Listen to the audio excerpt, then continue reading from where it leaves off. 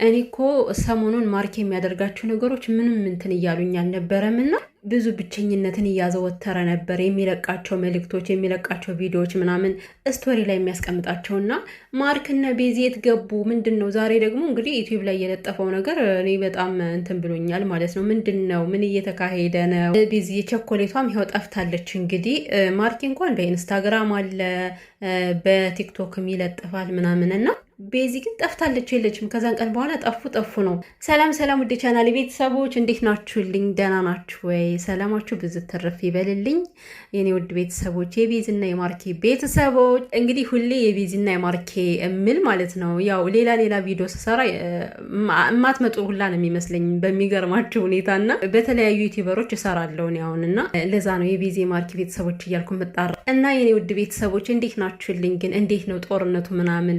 የት ነው ያላችሁት? ባላችሁበት ቦታ ብቻ የት ነው ያላችሁት አላልኩም።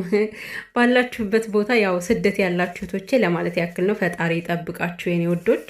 ምክንያቱም አሁን ላይ ጦርነት የተነሳው ደግሞ በስደት ነው። የሀገራችን ሰቀቀኑ አልበቃ ብሎ ደግሞ ባለንበት ጦርነቱ ጀምሯልና ብቻ ባላችሁበት ፈጣሪ አምላክ ጥላ ከለላ ይሆናችሁ እና እንግዲህ ማርኬ ጦርነቱንም በማስመልከት ይመስለኛል ዛሬ እንትን ላይ ኮሚኒቲ ላይ የለጠፈው ነገር አለ። በስደት ያላችሁ እህቶች ፈጣሪ በሰላም ወደ ሀገራችሁ ያስገባችሁ፣ ፈጣሪ ይጠብቃችሁና ላልተወሰነ ጊዜ በቪዲዮ አልመጣም ማለት ነው። ደግሞ እኮ አንመጣም አይደለም ቤተሰብ። አሁን ቤዚና ማርኬ ሁለት ናቸው ማለት አንድ ናቸው አይደል? ከዚህ በፊት የሆነ ነገር ሲፈጠር እንደዚህ ነው እንደዚህ አናድርግም ምናምን ነው። አሁን ደግሞ ግላዊ ነገር ነው። ገብቷችኋል? አልመጣም፣ ላልተወሰነ ጊዜ በቪዲዮ አልመጣም። ቤዚስ እንዴ ጉድፈላ ምን ተፈጥሮ ነው? ለማንኛውም ማርኬ መልካም ምኞትን ስለተመኘህልን እናመሰግናለን። አሜን አሜን። እናንተም ጸሎት አድርጉልን። ምክንያቱም ሁሉም ነገር የሚሆነው ማለት የሚያምረው በሀገር ነው። ሞትም ቢሆን የሚያምረው በሀገር ነው። እንዴ በሀገራችን ስንሞት የምንቀበርበት ቦታ እናጣም። ሰው ሀገር ፍሪጅ ላይ ለምን እንቀመጣለን? አረ ጦርነቱ ከተነሳ ቤተሰብ እንዴት ነው ፍሪጅስ የሚገኘው? በስመ አብ ወልድ መንፈስ ቅዱስ ፈጣሪ ያድርገው። ምንድን ነው የማወራው? እኔ ደግሞ አሰብኩት እኮ ቤተሰብ እና ምን እላችሁ ፈልጌ ነው ማን እንደ ሀገር እላችሁ ነው የኔ ውዶች፣ ማን እንደ ሀገር እና ማርኬ እንግዲህ ማለት ነው አልመጣም ማለት ምን ማለት ነው? ምንድን ነው ችግር ተፈጠረ? ችግር ፈጥራችኋል ማለት ነው እንግዲህ ቤተሰብ ማለት ባለፈው በተሰራው ቪዲዮ ላይ እኔ አልሰራውም ነበረ። በእርግጥ ማለት ማርኬ ፕራንክ ካደረጋት በኋላ ቪዲዮ ሰርተው ነበረ። እንግዲህ ቤዚ አምርረዋለች።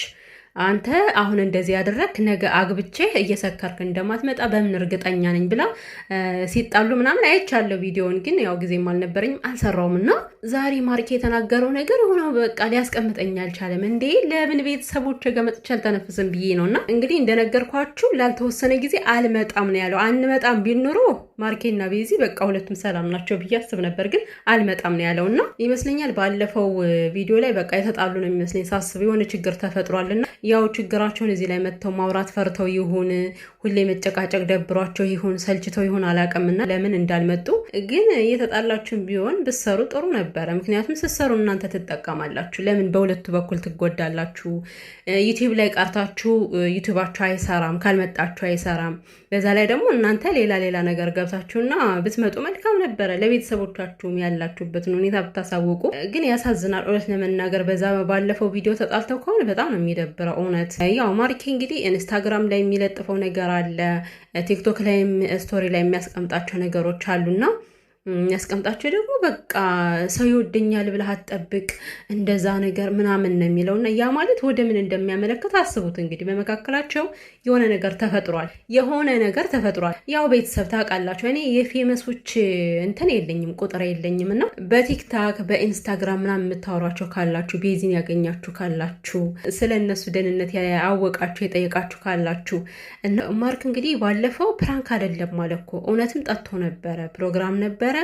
ከዛ ከጓደኞቼ ጋር ጠጣው ሰከርኩ አለ ማለት ነው። እና በእርግጥ ለምን ጠጣ አልልም። አንዳንዴ ፕሮግራም ሲኖር ያው ከጓደኞቻችሁ ላለመለየት ያው የምታደርጉት ነገር አለ። ይሄ ነገር ቀጣይነት ካለው ነው የሚያስጠላው እንጂ አንዳንዴ ሆነ በስተትም እንኳን የሚፈጠር ነገር አለ ማለት ነውና ቤዚ ያሳስባት ይመስለኛል። አሁን እንደዚህ ከሰከረ አሁን እንደዚህ ካመሽ ነገስ የነገ ህይወቴ ምን ዋስትና አለኝ አይነት ነገር ነው ሳቢዋና ማለት ነው። ሲጀመር ይሄ ወጣ ያለ ፕራንክ መደራረግ እኮ አስፈላጊ አይደለም። የምሬ ነው። ያላሰባችሁት ጣጣ ውስጥ ይገቡና እስከ መለያየት ድረስም ይደረሳልና አሁን ማርኬና ቤዚ ያሉበትን ሁኔታ ያላቀም። በእርግጥ ግን ዩቲዩብ ላይ መጥፋታቸው ምን ነው የሚያመለክተው? እውነት ለመናገር ማለት ነው። እና ሰካራም እና እብድ የልቡን ይናገራል ይባላል ማለት ነው። ማርኬ አሁን ባለፈው ቢሰክርም በእርግጥ ያው እንደዛ ማመነጫጨቁ ወደዛ ሂጂልኝ ያላውቀሽ ምናምን ነገር መገፈታተሩ ቤዚ በጣም ያናድዳት ይመስላል። በጣም ያናድዳት ይመስላል። እና እውነት ለመናገር ማለት ነው ለፕራንክም ቢሆን እኮ የሆነ የምትናገሩትን ነገር መምረጥ ይጠበቅባቸዋል ብዬ አስባለሁኝና አሁን ማርኬ ወርቅ አይደለም አርቲፊሻል ነው ስትለው በጣም ነበር ልቡ የተሰበረው። በጣም ነው ያዘነው የከፋው። በተቃራኒው ደግሞ እንደገና ቤዚም እንደዛ ሲናገራት በጣም ከፋት፣ ደበራት ማለት ነው። ምክንያቱም በቃ ነግረኛል፣ በስካር መንፈስም ሆነ ነግረኛል ያለችው ነበርና ብቻ ሰላም ያድርጋችሁ ፈጣሪ። እኔ ምን ማለት እንዳለብኝ አላቅም። ቤተሰብ ማርያም እንምላችሁ ብቻ ግን እንደነገርኳቸው ከእናንተ ጋር ለማውራት ነው። አልገባኝም ምን እንደተፈጠረ ምን እንደሆኑ ከዛን ቀን በኋላ ቪዲዮ ስላለቀቁ ማለት ነው። እና እኔ ግን አንዳንዴ ሳስብ አሁን ላይ ማለት ነው ቤተሰብ እኔ ፍቅርን ከሰው ላይ ሳየው ራሱ እየደበረኝ ነው። ድሮ ከሰዎች ላይ ሳየው የሆነ በጣም ደስ የሚሉ ካፕሎች ምናምን ሳይ ማለት ነው ላይክ የሆነ ፍቅር እንዳለ ይሰማኝ ነበረ።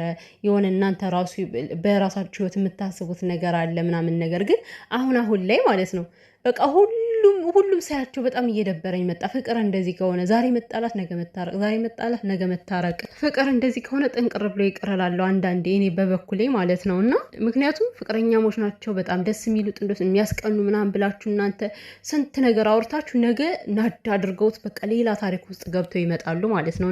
እና ውድ ቤተሰብ ማለት ነው ስለ ቤዚ ያለችበትን ሁኔታ የምታውቁ ያወቃችሁ ካላችሁ ማርኬና ቤዚ መካከል ምን ተፈጠረ የሚለው ያወቃችሁ ካላችሁ የምሬ ነው ኮሜንት አድርጉልኝ። ምንም ይፈጠር ምንም ግን ማለት ነው ዋናው ሰላም እስከሆነ ድረስ በያላችሁበት ማርኬም ቤዚም ሰላም ሆኖ ምንም ማድረግ አይቻልም። እንግዲህ የሰው ልጅ አብሮ የሚቀጥለው አብሮ የሚኖረው እህልዋ ሲፈቅድለት ብቻ ነው። ስለዚህ እናንተ ባላችሁበት ሰላም ሆኖ ነው ማለት የምችለው። ግን እኔ አሁንም ቢሆን ማለት ነው ማርያምን የሆነ ነገር ካላየው ማሰብን አላቆምም። ምክንያቱም ከባድ ነው እንደዚህ የሆነ ነገር ያላወቃችሁት ዝም ብሎ አሁን እነሱ ማለት ነው ችግሩ የራሳችን ነው ብሎ ስለሚያስቡ ምናልባት ይሄ ሁሉ ሰው የሚጨነቅላቸው አይመስላቸውም። ግን በጣም ብዙ ሰው ነው የሚጨነቅላቸው። የምሬን ነው በጣም ብዙ ሰው። ምክንያቱም ከእነሱ መካከል ያለውን ማወቅ ይፈልጋል ህዝብ፣ ተመልካቾቻቸው የሚወዷቸውና። ለማንኛውም ባላችሁበት ሰላማችሁ ይብዛ። ማርኬና ቤዚ